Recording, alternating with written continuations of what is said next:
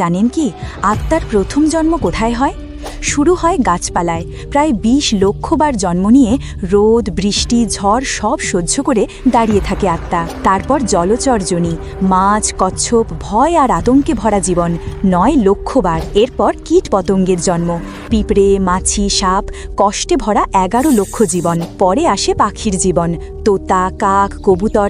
স্বাধীনতা পেলেও সর্বদা মৃত্যু ভয়, ১০ লক্ষ জন্ম।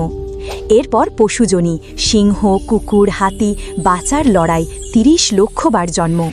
সব শেষে আত্মা পায় গরুর রূপ, পবিত্র পুণ্যময় জীবন। এরপর আসে মানব জন্ম, প্রথমে শূদ্র, তারপর বৈশ্য, ক্ষত্রিয় আর শেষে ব্রাহ্মণ। ৪ লক্ষ মানব জন্মের পর। তাই যদি তুমি আজ মানুষ হয়ে জন্মে থাকো, জীবনটাকে মূল্য দাও, ভালো কাজ করো, যেন আর ফিরতে না হয় এই ভয়ঙ্কর ৮৪ লক্ষ জন্ম মৃত্যুর চক্রে। Download ShareChat.